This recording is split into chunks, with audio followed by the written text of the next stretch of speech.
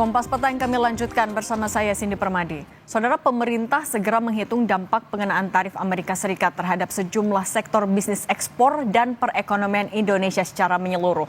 Bersamaan dengan itu, pemerintah juga menunjuk delegasi tingkat tinggi ke Washington DC untuk bernegosiasi langsung dengan pemerintah AS.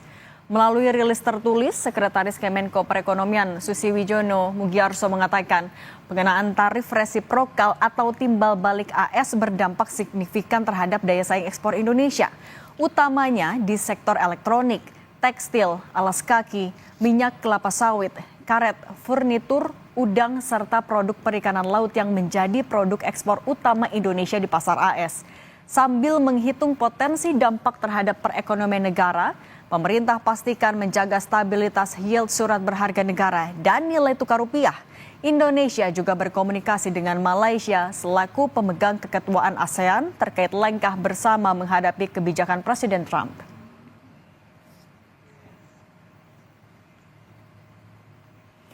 Pemerintah Indonesia mengeluarkan 9 langkah terkait penerapan tarif resiprokal Amerika Serikat. 2 di antaranya, yakni pemerintah Indonesia akan terus berkomunikasi dengan pemerintah AS dalam berbagai tingkatan, termasuk mengirimkan delegasi tingkat tinggi ke Washington DC untuk bernegosiasi langsung dengan pemerintah AS. Selain itu, Indonesia telah berkomunikasi dengan Malaysia selaku pemegang keketuaan ASEAN untuk mengambil langkah bersama mengingat 10 negara ASEAN seluruhnya terdampak pengenaan tarif AS.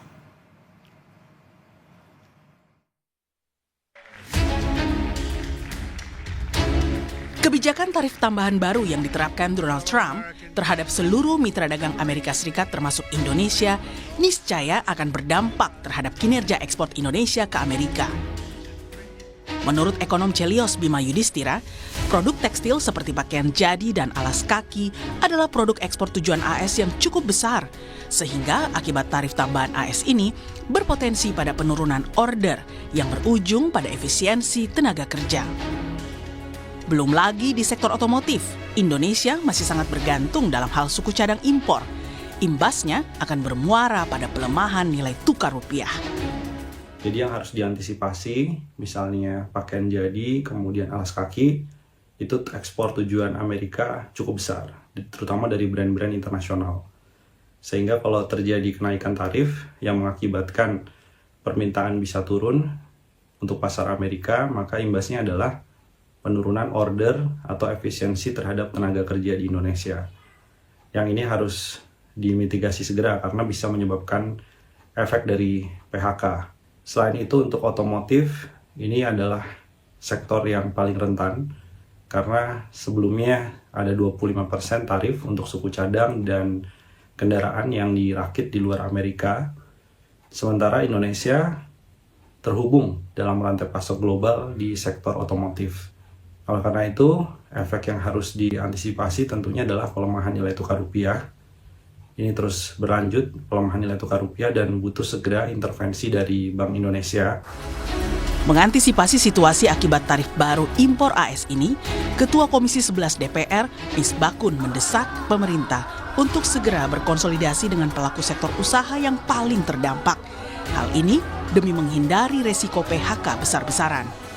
Ya, pemerintah perlu lebih berhati-hati dalam rangka melakukan upaya antisipasi sejak dini dan kemudian melakukan konsolidasi yang lebih konkret bagaimana jenis-jenis usaha terutama garmen, alas kaki dan tekstil yang terkena dampak ini bisa tetap mempunyai kinerja ekspor dan memberikan dukungan terhadap pertumbuhan ekonomi.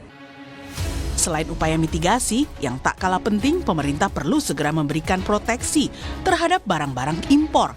Pasalnya, prospek pasar Indonesia masih sangat menarik bagi negara-negara yang akan kesulitan mengakses pasar Amerika sebagai imbas tingginya tarif baru yang dikeluarkan Presiden Trump.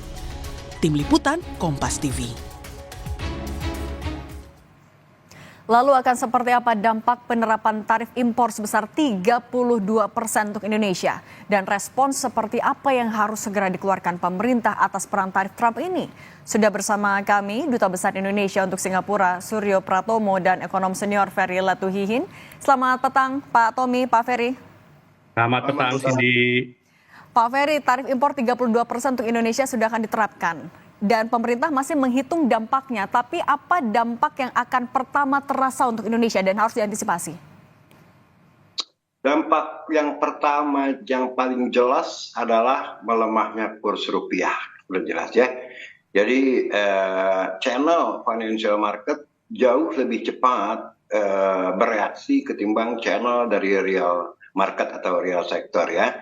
Nah di sini akibat daripada melemahnya rupiah bisa terjadi feedback loop antara real sektor dengan financial sektor yang memperlemah lagi ekonomi kita. Jadi jujur saja bukan karena saya orang financial market, tapi jelas-jelas di sini begitu Trump meluncurkan kebijakannya ini kemarin langsung rupiah bergerak ya, dolar bergerak dan rupiah melemah. Itu dampak yang paling cepat kita rasakan, Mbak. Ya kan di sini akhirnya apa? Menimbulkan satu ekspektasi seandainya rupiah tidak bisa dolar tidak bisa dikendalikan, apa yang harus dilakukan oleh konsumen maupun produsen ya, dari financial market ke real sector itu dampaknya lewat ekspektasi. Nah, dampak real sektornya itu sendiri tentu tidak instantaneously kita rasakan ya. Ini over time along the way baru nanti kita lihat ya kira-kira seandainya given the fact bahwa ini tidak bisa diganggu gugat lagi, harga 32% tarif yang dikenakan kepada barang-barang Indonesia, maka kita harus memperhitungkan worst case scenario. Nah, worst case scenario itu sudah dihitung ya, terutama oleh OCBC ya, bahwa Trump ini akan menurunkan pertumbuhan ekonomi kita dari 4,9% estimasi awal mereka menjadi 4,7% untuk sementara ya. Nah itu dijelas Pak. Jadi saya sebagai pelaku di pasar modal melihat sama sekali dampak utamanya adalah financial market, yaitu melemahnya rupiah. Ini untung kita ini stok market kita tutup ya Mbak ya, jadi belum kelihatan sampai seberapa jauh impact dari Trump ini terhadap harga-harga saham di Bursa Efek Indonesia, Bursa Efek Jakarta.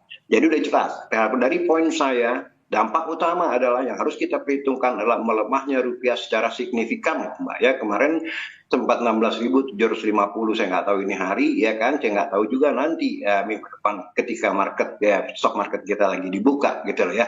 Nah usaha-usaha yang dilakukan oleh pemerintah sah-sah saja melakukan negosiasi dengan Trump, bahkan mengajak kawan-kawan di ASEAN untuk sama-sama secara kolektif ya menego kembali tarif yang dikenakan kepada negara-negara yang tergabung dalam ASEAN tersebut ya. Ini katakanlah collective action itu bisa-bisa saja untuk memperkuat posisi kita ketimbang kita sendiri-sendiri. Tapi sejauh mana kita bisa mendapatkan konsesi dari Trump itu sendiri, ya saya tidak tahu. Tapi worst case scenario, saya setuju dengan prediksi daripada OECDC, kita sulit untuk mendapatkan 5% growth, ya kita kemungkinan cuma 4,7% growth, dan kemungkinan lagi bisa lebih rendah lagi seandainya terjadi feedback loop, ya antara financial market dengan real sector. Oke. Kurs rupiah melemah dan pertumbuhan ekonomi juga bisa melambat. Kalau Pak Tommy sejauh ini, apa instruksi yang sudah disampaikan oleh pemerintah pusat untuk teman-teman Dubes juga Pak, terutama juga untuk Pak Tommy? Sejauh ini belum ada keterangan atau penjelasan resmi kecuali keterangan pers yang kemarin disampaikan oleh Menko Perekonomian Airlangga Hartarto bahwa pemerintah akan menugaskan tim khusus untuk melakukan negosiasi dan menghitung dampak dari kebijakan baru yang diterapkan oleh Presiden Trump.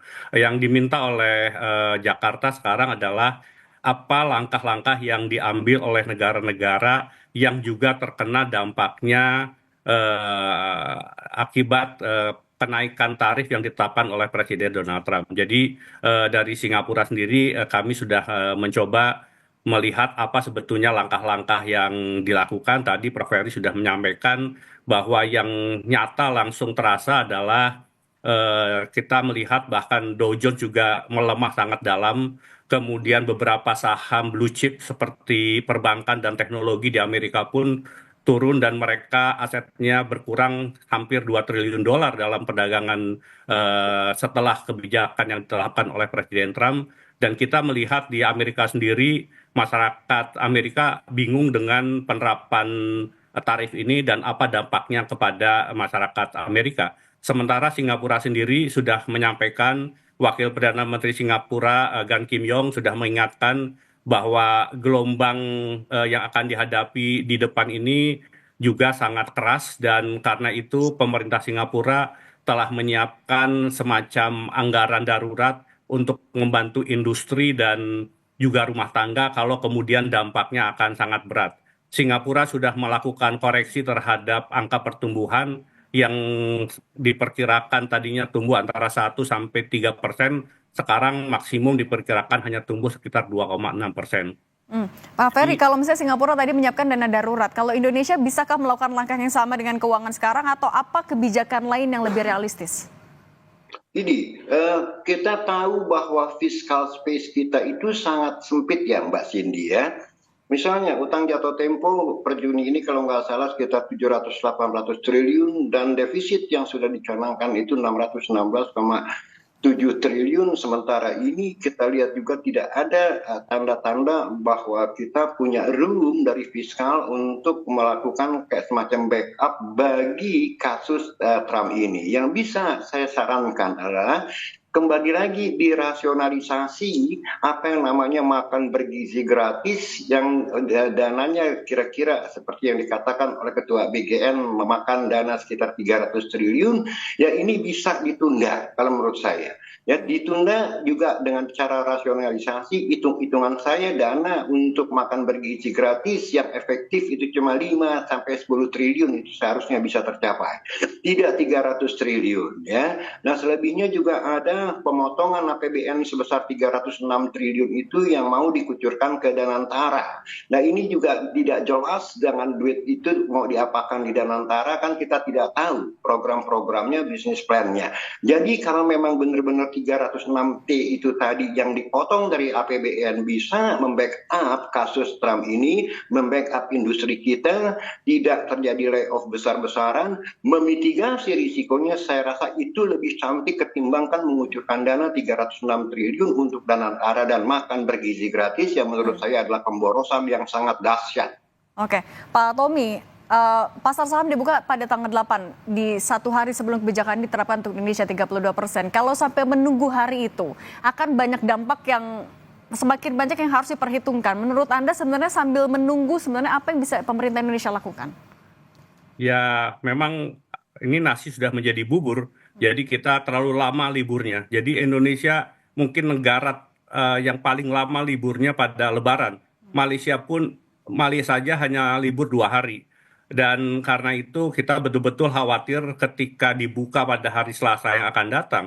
Itu karena pasar dunia sudah tertekan sudah beberapa hari. Itu ibarat magma itu sudah sangat besar, bisa kemudian dikhawatirkan akan berdampak sangat negatif terhadap pasar modal maupun pasar uang. Tapi sekali lagi minggu depan kebetulan ada pertemuan Menteri Keuangan ASEAN dalam rangka persiapan KTT ASEAN. Dan semua negara-negara ASEAN sepakat untuk melakukan langkah bersama. Tadi yang Prof.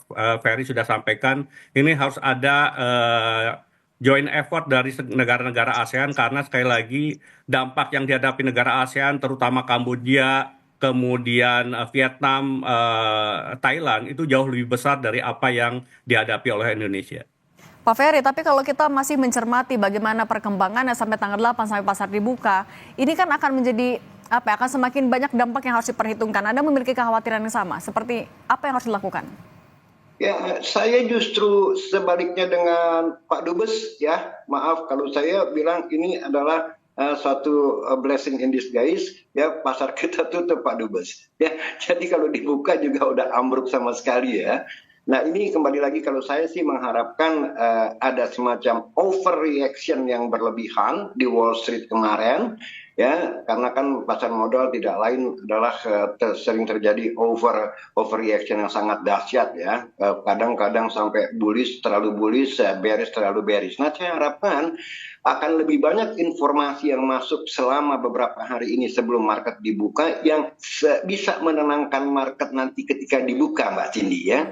Jadi nggak terlalu panik selling sehingga sampai trading halt seperti tanggal 18 Maret lalu gitu loh. Walaupun harapan ini sebetulnya tipis, tapi saya bersyukur sebetulnya bahwa market kita tutup ya kan, sebab kalau sekarang ini market kita buka, saya khawatir bisa terjadi trading halt karena tadi malam saya lihat Dow Jones juga amblas luar biasa lebih dari 5% kalau nggak salah ya.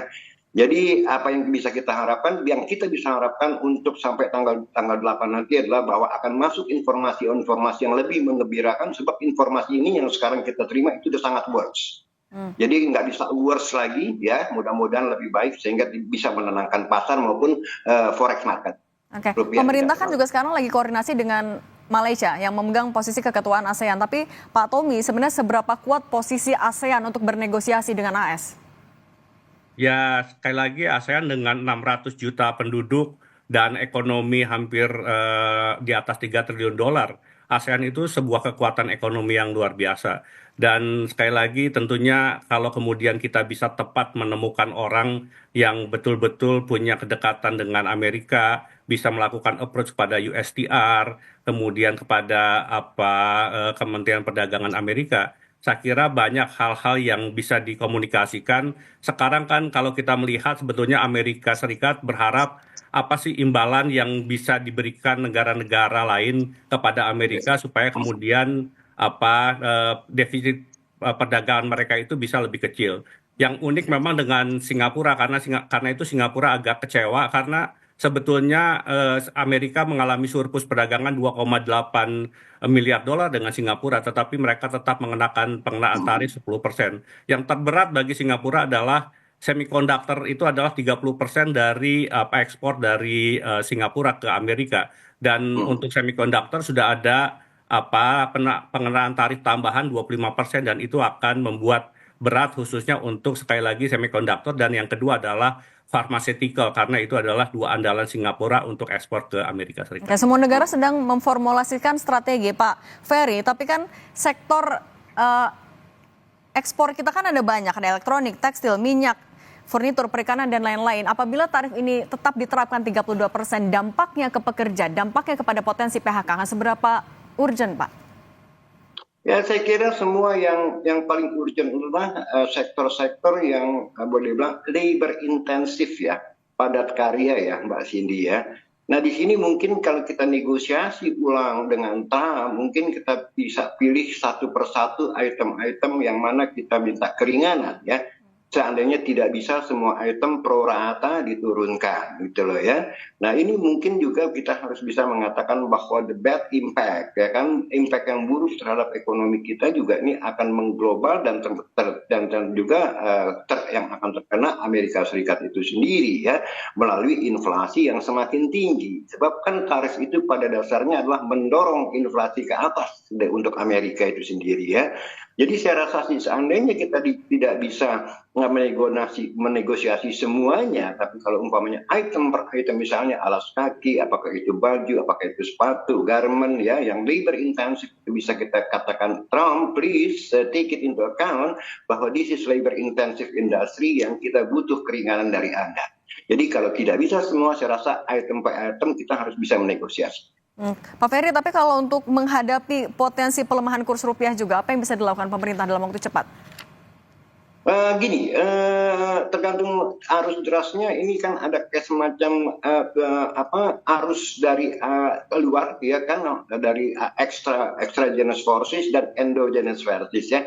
Kita sebelum ada Trump juga sebetulnya udah ada tanda-tanda rupiah kita melemah akibat artinya gini, akibat kebijakan-kebijakan pemerintah kita ini yang tidak pro bisnis ya, malah populis sekali gitu kan, sehingga membuat kapital itu kabur ya. Kita lihat sempat trading halt waktu itu belum ada Trump tanggal 18 Maret, bagaimana mereka tidak percaya akan sustainability daripada fiskal kita ini gitu loh ya. Nah, saya khawatir dengan adanya Trump ini menambah dorongan dolar ke atas gitu kan. Nah, yang bisa dilakukan tentu oleh BI. BI ini bertanggung jawab untuk menstabilkan atau menekan ya kembali dolar tidak terlalu melambung tinggi. Nah, pertanyaannya adalah apakah reserve kita, cadangan devisa kita itu nanti tidak terkuras habis seandainya arus keluar dolar itu tinggi sekali. Nah, jadi kita nih agak sedikit tidak beruntung karena dibandingkan negara lain. Karena pertama adalah dari internal forces, dari internal domestik kita sendiri memang nasib rupiah tidak terlalu baik terhadap dolar. Ditambah lagi adanya tekanan dari eksternal gitu loh. Nah, saya berharap kalau worst case scenario, saya berharap jangan sampai lebih dari 17.000. Ya, sebab kalau sampai lebih dari 17.000, saya khawatir akan terjadi apa yang namanya black swan, ya, binal, liar exchange rate. Oke, jangan sampai lebih dari 17.000 rupiah. Oke, ya, Pak Tommy, nggak usah terlalu optimistis di bawah ke 17.000, bisa dijaga di 17.000, menurut saya itu udah excellent. Oke, Pak Tommy, terakhir, alternatif negara yang bisa menjadi tujuan ekspor untuk Indonesia sambil ya masih melihat bagaimana situasi itu kemana saja? Dan terakhir juga harapan, Pak, singkat saja. Yang pertama adalah mencari pasar baru itu tidak mudah. Dan 38 miliar dolar Amerika Serikat ekspor Indonesia ke Amerika itu berarti membutuhkan begitu banyak negara. Nah, yang kedua adalah yang kita khawatirkan sebetulnya adalah kelebihan produksi dari negara-negara seperti China, Vietnam itu akan kemana? Jangan sampai kemudian kelebihan produk yang tidak bisa masuk pasar Amerika itu masuk ke pasar kita.